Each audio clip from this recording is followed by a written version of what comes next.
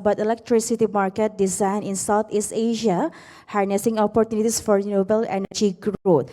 And we would like to introduce our moderator to lead for this panel discussion. And ladies and gentlemen, please welcome Mr. Dimitri Pescia, Program Lead Southeast and East Asia, Agora Energiewende. Can we have a big round of applause, ladies and gentlemen?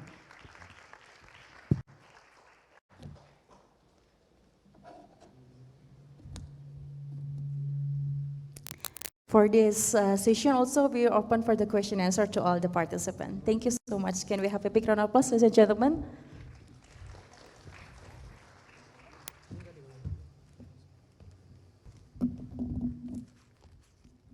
Thanks a lot. Thank you very much. Oops. It's my pleasure to moderate the session today. We are going to speak about the electricity market design and how it can enhance and accelerate the energy transition in Indonesia. How can it be used to scale up renewables? And my name is indeed Dimitri Pescia. I'm working for a German think tank called Agora Energiewende. We have several projects also in Southeast Asia, and I'm really happy to have been invited today to moderate this panel. Especially, I thank GIZ for the invitation. We are implement together a program called CASE in Indonesia. So we will have about 1 hour to speak about opportunities and challenge for renewable integration in the electric system in Indonesia, but also renewable investment in Indonesia, and also how we can facilitate the switch from coal to clean energy. And it was interesting for me to see that the Indonesian government is setting very ambitious target in the long run. I heard 70% renewables by 2045, and there is this current target, 23% by 2025. Indonesia is very far from reaching this target today. And what it means specifically, it's an incredible increase, especially in the power sector. And we have been doing with our partners in the region some analysis, and as a matter of fact, we would need to be in line with this long-term scenario to install about 10 gigawatts of solar PV per year in Indonesia to be on track with this long-term target. This would come actually at a low cost to meet the growing energy demand. But imagine, it sounds science fiction, right? Where Indonesia hasn't yet installed more than 1 gigawatt. So we will look at what is required now to really start, accelerate the development.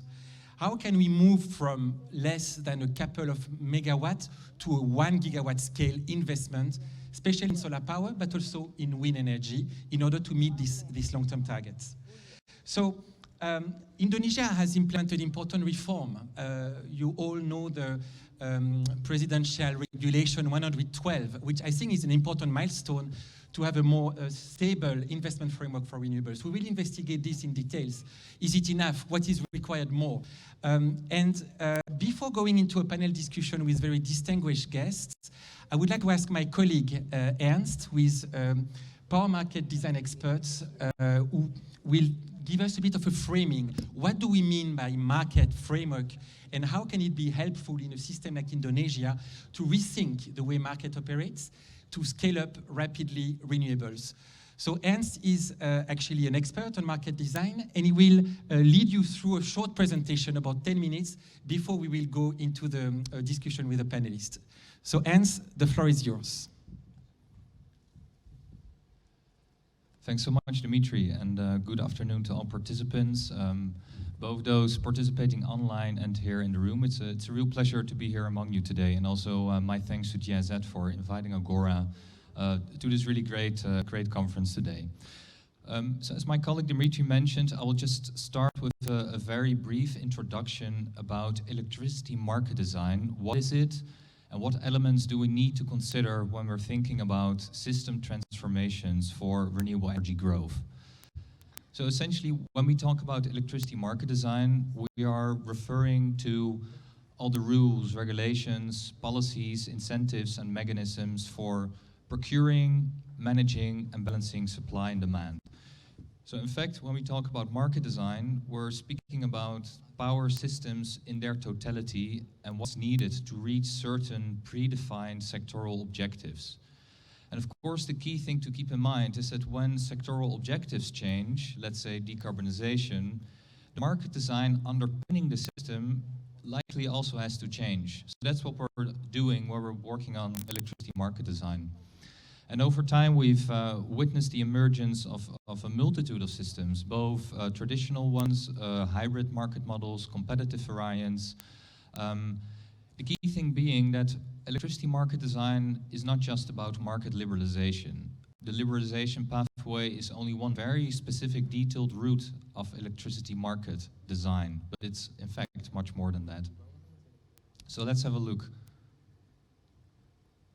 When we have a closer look at Southeast Asia, we see that the region actually exemplifies this diversity of market models quite well. There's competitive systems in Singapore and in the Philippines.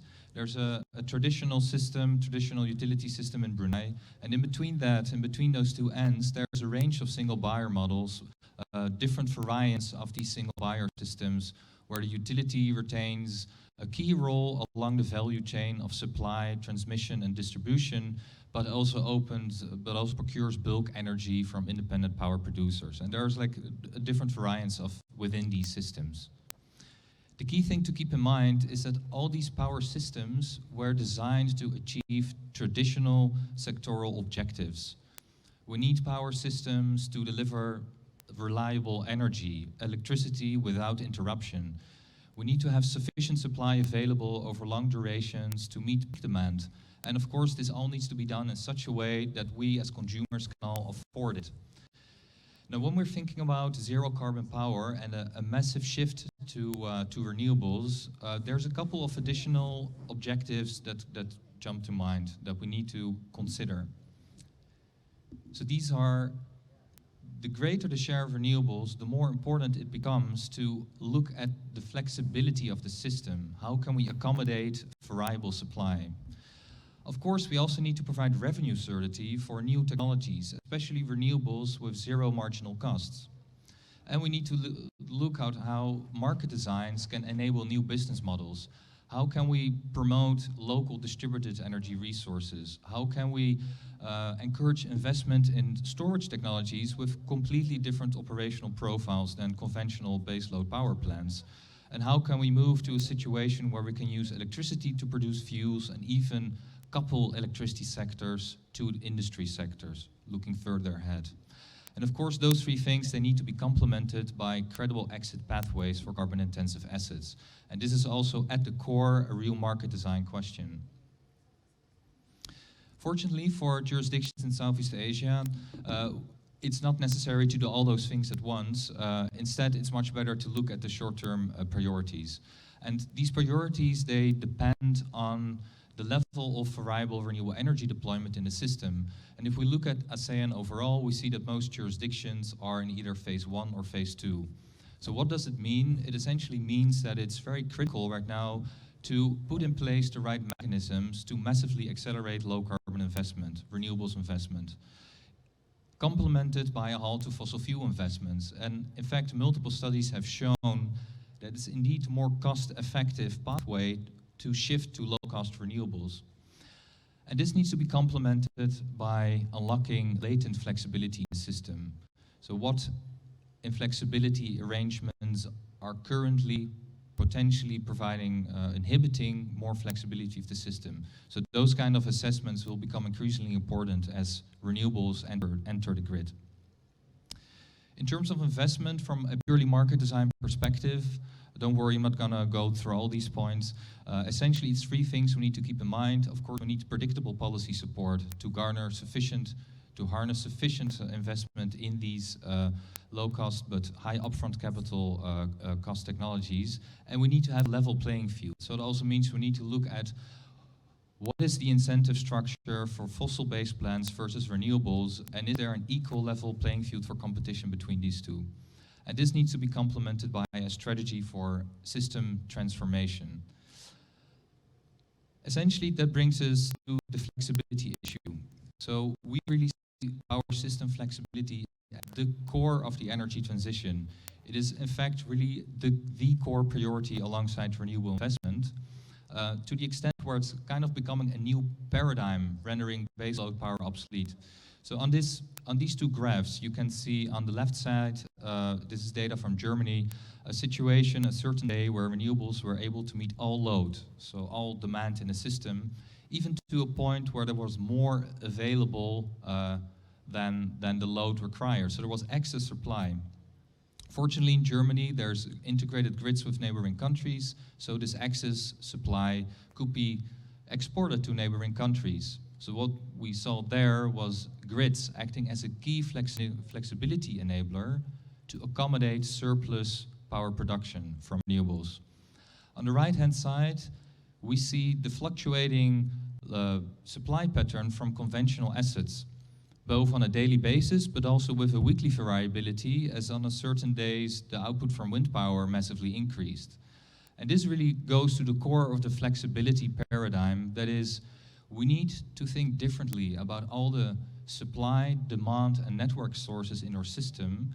We need to organize them in such a way that they can accommodate this variability of renewable power. And when we do that effectively, we can manage this transition in a cost-effective way. So essentially, there are 5 key flexibility sources countries and power systems can capitalize on. These are conventional power plants, demand-side response, storage technologies, sector coupling in the later stages, and of course grids connecting them all. The key thing is, the good news is that nearly all power systems already have latent flexibility potential. So it's more often a question of how do we unlock that potential, and that's where the market design question again enters into the picture. If we look at Europe, where renewables are increasing at a pretty steady rate, most of the flexibility so far has actually come from conventional power and grids. And if we look at Indonesia, there's a lot of potential for conventional power plants to operate more flexibly, but the contracts will have to allow it. So what we really see as one of the key priorities for power sector transitions in Indonesia, but also in other jurisdictions in ASEAN, is to value system flexibility, to put an explicit price on the provision of flexibility services in such a way that there's an incentive to invest in flexibility sources, and once online, to use them in a way that's beneficial to the system. So the key thing is that with renewables, in technical terms, it's the temporal value of energy that becomes more important than just energy itself. And because of that, we need new products, we need new ancillary service mechanisms, or even markets to procure those services. So this is something where we see the market design discussion should really be focused on going forward. Going back to single buyer systems in the region, essentially what we have seen is that these systems have performed fairly well on traditional sectoral objectives. One could even argue too well in some respect when we look at resource adequacy and of overcapacity in a region, with leading to more capacity payments and system costs, and also a very strong focus on affordability, of course with the trade-off of electricity subsidies and some cost recovery issues for there's some room for improvement, but overall, what's necessary going forward is a very strong focus on new traditional objectives, additional objectives. So system flexibility, revenue certainty for VREs, new business models, and cost-effective exit pathways for carbon-intensive assets. So what does this mean for Indonesia? There's a couple of priority areas that we've identified. On the investment side, it's the utility business model, where some changes may be necessary to really ensure that renewables is in the benefit of everyone. We need to also look at the level playing field, ongoing credible technology support and market regulations, whereas on the integration side, it's probably going to be important to also touch the sensitive topics, which is contract structure. How can we also ensure that production from IPPs can be, or plants from IPPs can be operated more flexibly to accommodate variable renewables as their share increases in the system. And of course, this is closely linked to the dispatch arrangements. And as a third part, these incentives for flexibility, as mentioned before. So I will stop here. We'll have much more time for detailed discussions with the panelists. In case any of you would like to know more about Agora's market design work, do feel free to get in touch. I'm also here for the rest of the day and more than happy to have a chat. Thank you very much. Thanks a lot, Ernst. So I hope this framing is helpful for you, and it will also be helpful for the discussion we have now. May I ask the organizer to potentially bring additional microphone when I will call the panelists? It would be helpful. And the first panelist I'm going to ask to come on stage is Sonal Agarwal. He's an associate partner in the climate strategy team of EY. And Sonal is based in Singapore. She advises various clients from the public sector, private sectors on renewable energy strategies, but also capital raising, merger and acquisition, and project finance in the energy sector in Southeast Asia. We are very happy to have you on board, Sonal. The second panelist that I'm calling is Mr. Warsono. Mr. Warsono is the Executive Vice President for Electricity System Planning at PTPLN. Mr. Warsono was previously the General Manager for West Java Transmission.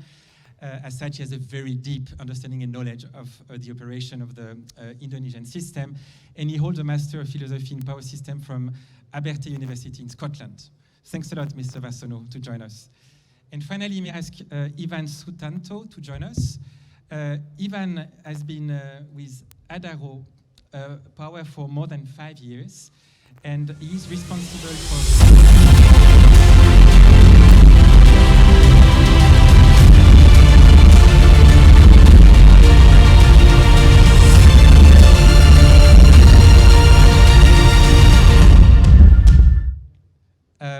Nice little jingle. Mr.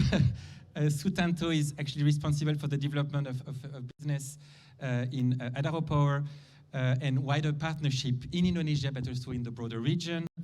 And prior to joining Adaro, he worked for several international companies in the industry sector, in the energy sector, with more than 20 years experience.